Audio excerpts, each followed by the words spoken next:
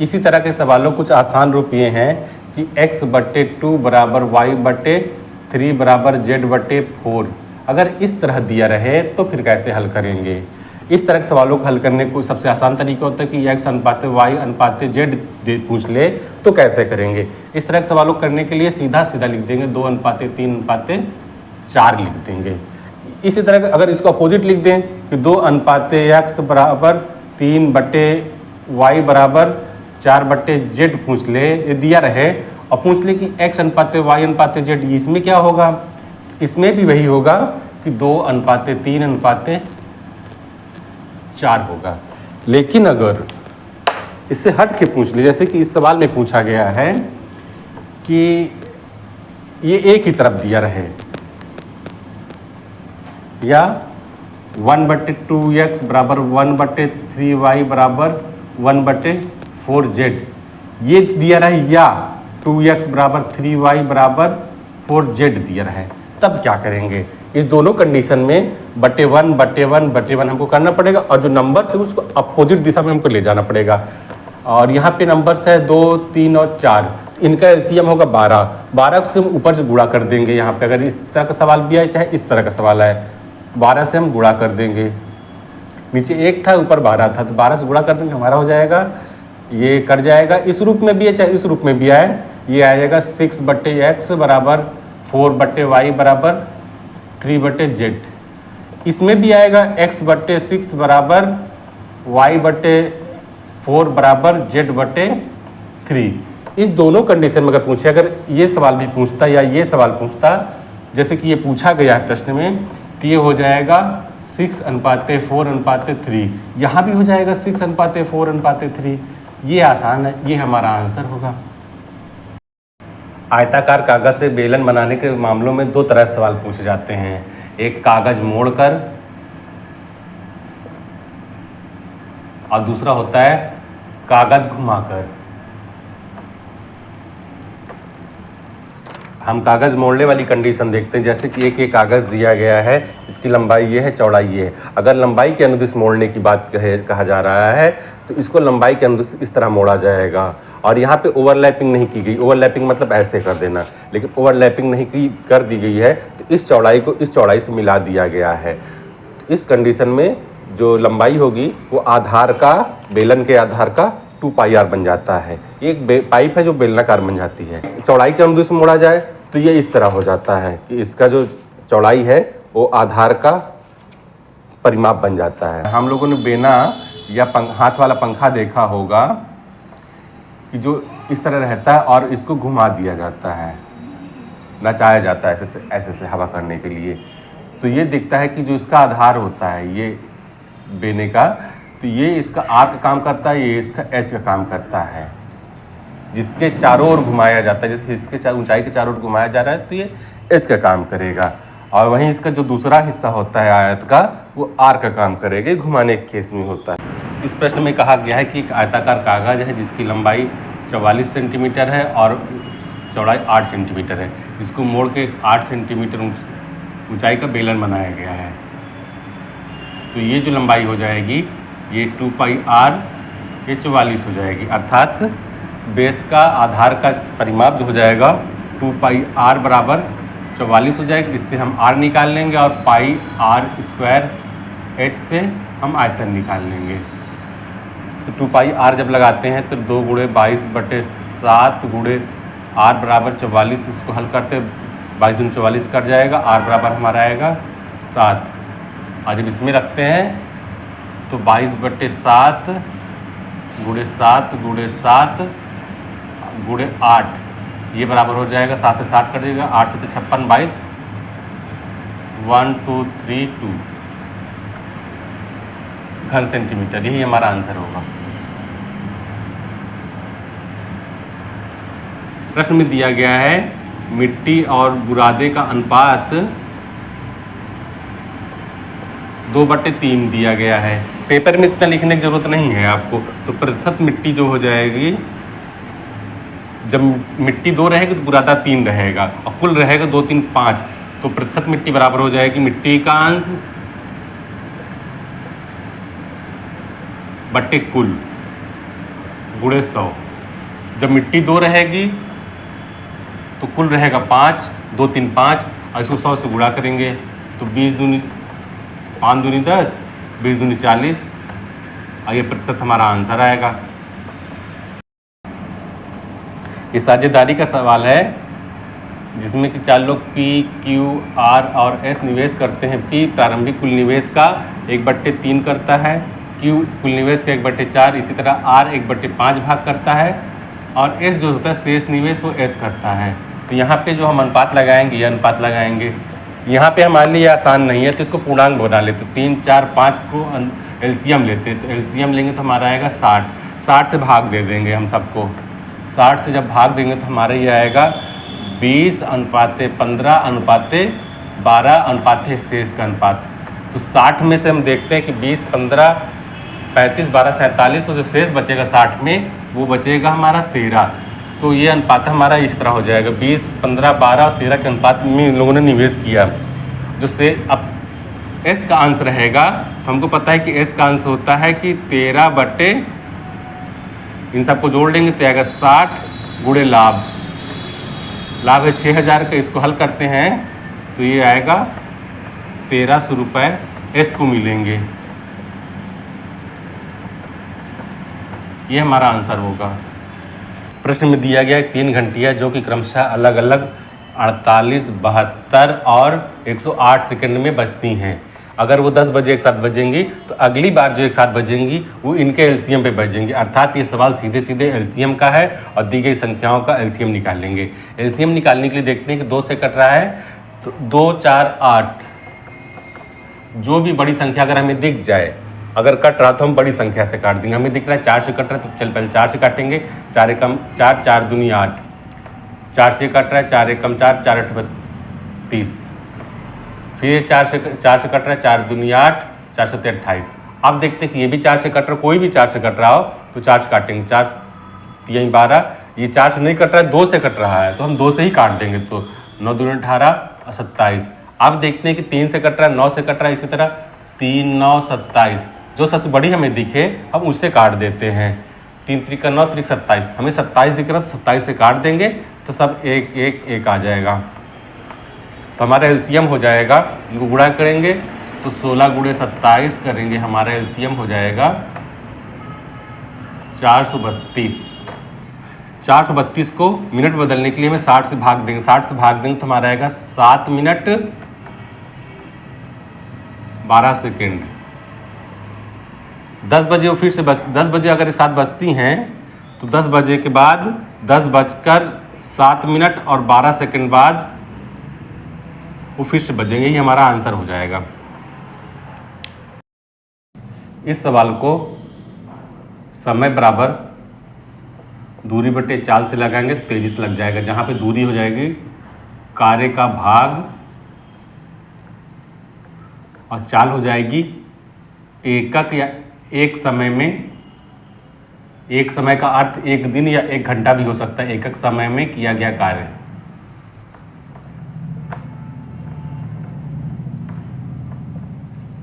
जैसे कि हम लोग जानते हैं कि चाल जो होती है एकक समय में चली गई दूरी, वैसे यहाँ पे चाल हो जाएगी एकक समय में किया गया कार्य। इस प्रश्न के अनुसार एक की चाल जो हो जाएगी ये बराबर हो जाएगी 1/3, ये भाग है काम का, और समय जो दिया है बटे 5 कर देंगे तो 1/15 हो जाएगा। और बी की चाल जो हो जाएगी बी बराबर हो जाएगी 2/5 गुणे 10, तो ये हो जाएगी 1/25। संयुक्त चाल दोनों को देखते हैं, इन दोनों को जोड़ देंगे तो 1/15 v मान लेते हैं, तो 1/15 प्लस 1/25 ये हो जाएगा, एलसीएम 75 लेंगे तो पर 5 प्लस 3/75 हो जाएगा, या 8/75। तो इस पूरे काम को एक करने में जो समय लगेगा, काम होता है भाग 1, तो एक काम को करने में जो समय लगेगा 1/4 हमारी 8/75 करेंगे तो 75 ऊपर चला जाएगा, 75/8 हो जाएगा। तो ये समय हो जाएगा, इतने दिन लगेंगे। अब एक दिन में हमारे 8 घंटे हैं तो कुल कितना घंटे लगेगा घंटे, 75/8 गुणे 8 कर देंगे तो हमारा हो जाएगा 75 घंटे। ये हमारा आंसर होगा। सवाल को लगाने से पहले ये जानकारी होनी चाहिए कि दो समांतर रेखाएं हैं और समांतर रेखाओं की एक अन्य तिर्यक रेखा काटती है। तो कोण कुछ अलग अलग हैं, जैसे कोण 1, कोण 2, कोण 3, कोण 4, कोण 5, कोण 6, कोण 7, कोण 8। इसमें से कौन कौन से कोण बराबर हैं और कौन कौन से कोणों का योग 180 अंश है, ये पता होना चाहिए। जैसे कि 1, 3, 5, 7, एक समूह 1, 3, 5 और 7 यहाँ पे है, और दूसरा समूह है 2, 4, 6 और 8। इन समूहों के कोण बराबर होते हैं और इन भी समूहों के कोण भी बराबर होते हैं। जैसे कोण 1 कोण 3 के बराबर है, 3 5 के बराबर है, 5 7 के बराबर है, तो 1 7 के बराबर रहेगा। इसी तरह से इसमें भी सभी कोण बराबर हैं और इसमें से किसी एक कोण को लेंगे और इसमें से किसी और एक कोण को लेंगे, इनको जोड़ेंगे तो योग 180 अंश होना चाहिए। इस प्रश्न में दिया गया है कि दो समांतर रेखाओं को दो तिर्यक रेखाएं काटती हैं और इस तरह काटती हैं कि ये कोण दिया है 60 अंश दिया है, ये कोण 70 अंश दिया है। तो हमें इस कोण को पता करना है। हमें पता होना चाहिए कि ये कोण ये भी 60 अंश हो, क्योंकि संगत कोण है। ये कोण शीर्षाभिमुखी कोण है तो ये 60 अंश होगा। 60 70 इन दो, और ये एक सीधी रेखा है तो इन सभी कोणों को योग 180 अंश होना चाहिए। 60 70 130 होता है और 130 प्लस अगर इसको x मान लेते हैं प्लस x बराबर 180, तो x बराबर हमारा 50 डिग्री। ये हमारा आंसर होगा। ये सवाल जो दिया है कि 1 plus sec square 46 minus cot square 44, अगर इस तरह दिया रहे, क्योंकि 46 और 44 का योग 90 होता है, तो हम इसको दोनों को 46 के रूप में लिख लेंगे। 1 plus sec square 46 minus cot square 90 minus 46। अब ये हो गया। हमको पता है कि कॉट 90 माइनस थीटा बराबर होता है tan थीटा। तो इसी आधार पे ये हो जाएगा 1 plus sec square 46 minus tan square 46। अब एक सेक और tan में हम लोग रिलेशन पढ़े कि जो सर्वसमीका होती है, sec square theta minus tan square theta बराबर ये 1 होता है। अगर ये नहीं आता तो आप sine square theta plus cos square theta बराबर 1 से निकाल सकते हैं। ये बराबर मान 1 होता है तो 1 प्लस 1 बराबर 2 आएगा। ये हमारा आंसर होगा।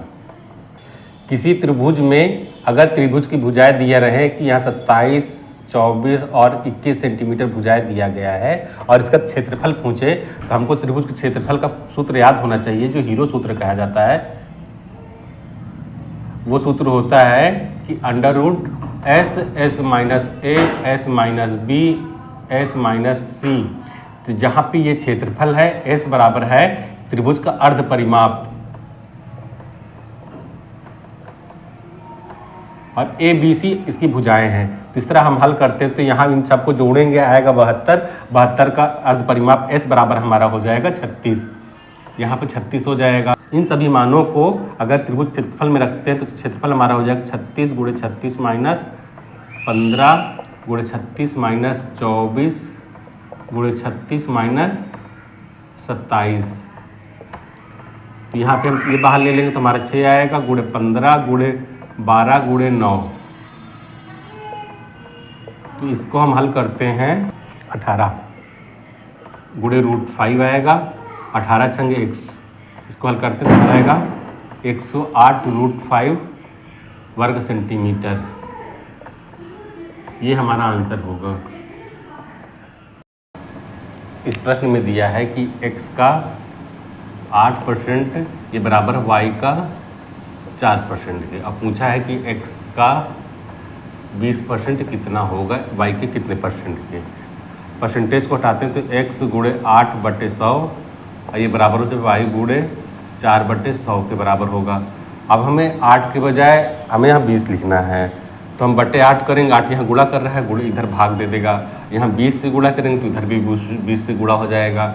अब चूंकि परसेंटेज उत्तर जो है y के परसेंटेज में दिया है तो इस बटे 100 को टच नहीं करेंगे। तो 4 एकम 4, 4 दूनी 8, 2 दहम 10, तो हो जाएगा y गुणे 10/100 या y का 10%। ये हमारा उत्तर होगा। इस प्रश्न को एक तरीका यह है कि विकल्पों से भी चेक कर सकते हैं कि x+3, x-3 और x+5 तीन विकल्प दिए गए हैं जो साफ साफ दिख रहे हैं कि x बराबर -3 रखेंगे, x बराबर 3 रखेंगे, x बराबर 5 रख के सबको देखते हैं कि दोनों व्यंजकों को कि कौन संतुष्ट कर पाता है। तो हम देखते हैं कि x बराबर -3 दोनों को संतुष्ट कर देगा, मतलब दोनों को 0 को बराबर कर देगा। एक तो तरीका ये है, दूसरा तरीका ये है कि व्यंजक है x² + 2x - 15 और एक व्यंजक है x² - 9। हम इसको गुणनखंड करते हैं कि x² दो ऐसी संख्या लिख लेंगे जिनका गुणनफल -15 होगा और जोड़ 2 होगा। तो x² + 5x - 3x - 15 और इसको आगे गुणनखंड करते हैं तो x + 5 - 3 x + 5 तो गुणनखंड हो जाएगा x + 5 और x - 3 और इसमें हो जाएगा a² - b² से लगाएंगे तो x - 3 और x + 3। तो हमारा जो HCF है ऐसे फैक्टर जो दोनों में हो, तो केवल यही फैक्टर है जो दोनों में है, तो हमारा HCF हो जाएगा x - 3। ये हमारा आंसर होगा। पूछा है कि 5 अंकों की सबसे छोटी संख्या जो कि 88 से विभाजित है, तो हम 5 अंकों की सबसे छोटी संख्या लिखेंगे और उसे 88 से काटेंगे। काटने पे हमें पहले एक बार जाएगा तो 88 आएगा, घटाएंगे तो 120, फिर एक बार जाएगा तो 88 आएगा, तो आपकी 320 मिलेगा। आपकी 3 बार जाएगा तो ये चीज़ स्पष्ट हो गया कि 88 को 113 से गुणा करते हैं तो 10,000 से नीचे आती है, लेकिन अगर 14 से गुणा कर दें 88 को तो हमें हमारा उत्तर मिल जाएगा जो कि इससे जस्ट बड़ी होगी और वो 88 से कटेगा। तो गुणा करेंगे तो हमारा उत्तर आएगा 23001 10,032। इस सवाल को बॉडमास नियम से लगाएंगे और सबसे पहले छोटा ब्रैकेट ओपन करेंगे। तो अगला स्टेप होगा 45 - 28 - 37 और यहाँ माइनस अंदर गुणा होगा छोटा ब्रैकेट में, तो ये प्लस -15 हो जाएगा और प्लस p हो जाएगा, ये बराबर 58 है। यहाँ पे 37 में से 15 जाएगा 22 आएगा और ये प्लस 22 होगा, ये फिर -22 से इससे माइनस से गुणा होगा तो माइनस हो जाएगा और ये प्लस p है तो इस माइनस से गुणा होगा तो ये -p हो जाएगा। ये गुणा होगा इससे 28 में से 22 जाएगा 6 आएगा तो ये प्लस रहेगा और -p -45 बराबर 58। 45 ये 45 - 6 प्लस p बराबर 58 लिखा जाएगा, ये आएगा 39 और तो p हमारा बराबर हो जाएगा 58 में से 39 घटाएंगे हमारा आएगा 19। ये हमारा आंसर होगा। हम चाहें तो हर स्टेप में जो ये सब संख्याएं अतिरिक्त संख्याएं इसको लिख सकते हैं, लेकिन परीक्षा में समय बचाने के लिए कम से कम चीज़ें लिखी गई हैं। यदि किसी घन की भुजा a सेंटीमीटर हो तो उसका क्षेत्रफल जो होता है 6a² हो जाता है। प्रारंभ में घन की भुजा अगर 1 सेंटीमीटर माना तो एरिया 1 फर्स्ट एरिया हो जाएगा 6 × 1 × 1 बराबर 6 वर्ग सेंटीमीटर। और जब भुजा दुगनी कर दी गई 1 से 2 हो गई, एरिया जो हो जाता है मान लीजिए A2 हो जाता है, ये हो जाता है 6 × 2 × 2, ये हो जाएगा 24 वर्ग सेंटीमीटर। तो प्रतिशत वृद्धि जो होगा, वृद्धि मतलब 24 - 6 बटे प्रारंभिक आपका 6 था गुणे 100। इसको हल करेंगे अगर 18 बटे 6 ये हो जाएगा 3 और 3 गुणे 100 300%। ये हमारा आंसर होगा। इस प्रश्न में दिया है कि x + 1/x बराबर 9 और पूछा x³ + 1/x³ का मान कितना होगा। तो ये मान होता है कि इसका सूत्र होता है a³ + b³ की तरह से x + 1/x और into x² + 1/x² minus x × 1/x, ये कट जाएगा 1 आएगा और इसका मान एक ही होता है कि इसको स्क्वायर करके यहाँ पे मान रख देंगे तो ये हल हो जाएगा। लेकिन इससे आसान तरीका ये होगा कि इसका क्यूब कर दिया जाए। हमको पता है कि इसको क्यूब होता है कि x³ + 1/x³ + 3 × x + 1/x into AB से मतलब x × 1/x। ये सूत्र होता है हमको कि a + b का होल क्यूब बराबर होता है A cube plus B cube plus 3ab into A plus B, ये सूत्र होता है।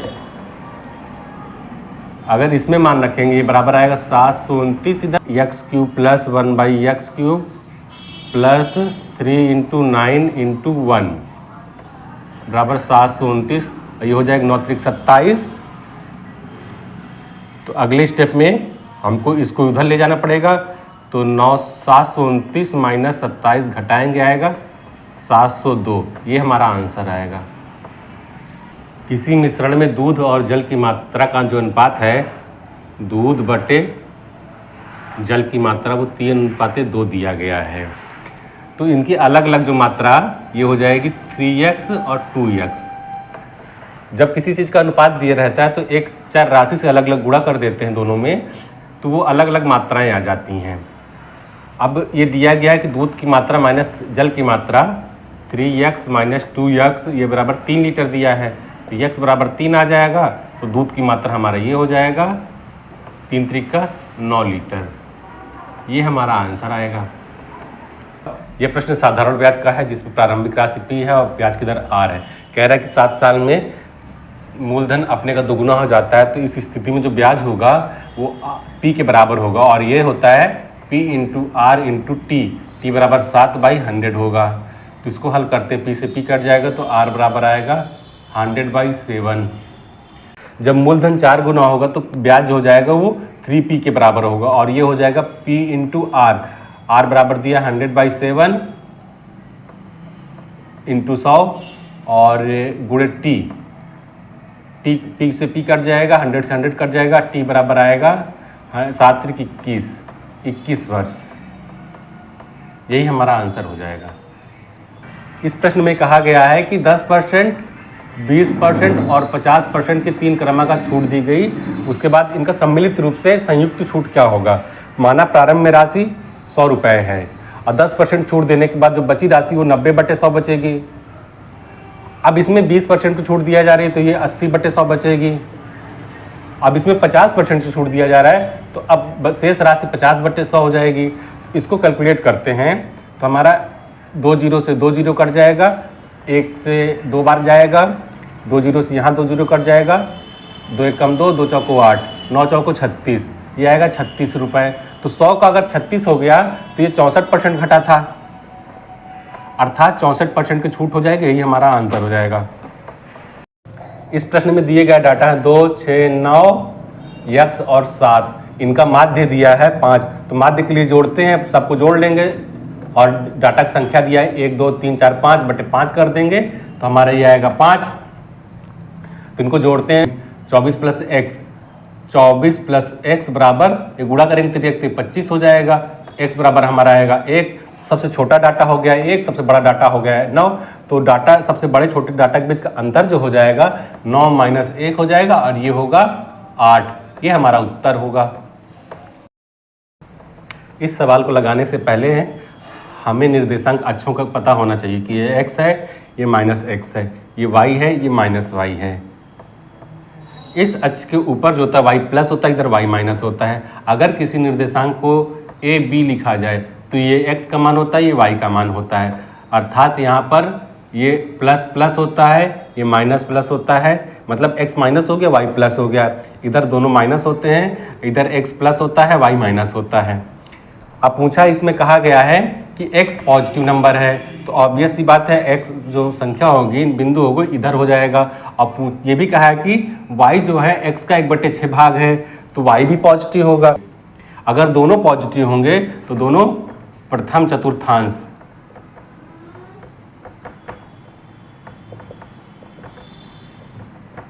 ये हमारा आंसर होगा। माना उपभोक्ता का बिजली के बिल x रुपए था, तो x पे जब समय से पूर्व भुगतान करेगा तो 4% छूट मिलेगी। छूट मिलेगी जो उपभोक्ता को 4/100 हो जाएगी, x गुणे 4/100, और ये है उपभोक्ता को 13 रुपये मिली थी। इसको हल करते हैं तो x बराबर हो जाएगा 1300/4, 4 तिहाई 12, 4 दूनी 8, 4 पंचे 20, 325 रुपये हमारा x आएगा और यही हमारा उत्तर होगा। चूँकि व्यक्ति ने जो किस्तें अदा की वो 3150 और 4,410 रुपये की अदा किया। तो चूंकि किस्तें एक समान रूप से नहीं है, इसलिए इसे हम थोड़ा अलग तरीके से हल करेंगे। अब माना कि जो राशि थी उसका P भाग था, उसमें केवल 1 साल का 5% का ब्याज लगेगा और Q राशि पर 2 साल का 5% का चक्रवृद्धि ब्याज लगेगा। तो अगर P राशि पे 1 साल का ब्याज लगता है तो इसको हम हल करते हैं कि 105 P/100 बराबर हो जाता है हमारा 3150। इसको हल करते हैं, 00 यहाँ आएगा, 105 यहाँ आएगा, ये 3 बार जाएगा तो हमारा P आएगा 3000। अब इसको हल करते हैं, जब 5 को 2 बार दिया जाएगा तो 105 गुणे 105 बटे 100 गुणे 100, ये होगा Q, ये बराबर हो जाएगा 4410 के बराबर। 7 से भाग देंगे तो 7 छंग 42, 7 त्रिक 21, 0। 7 से भाग देंगे, 7 एकम 7, 7 पर 35। 7 से फिर भाग देंगे, 7 9 63, 90, 7 पर इस तरह आ जाएगा। फिर 5 और 5 3 से भाग देंगे तो 10 आ जाएगा। इसको हम हल करते 25 चौको 100, Q बराबर हमारा आ जाएगा 400 गुणे 10, 4000 रुपये। तो जो हमारी राशि थी P और Q दोनों को योग के बराबर थी, जो हमारी हो जाएगी 3000 4000, जो राशि हो जाएगी वो 7000 रुपये थी। यही हमारा आंसर होगा।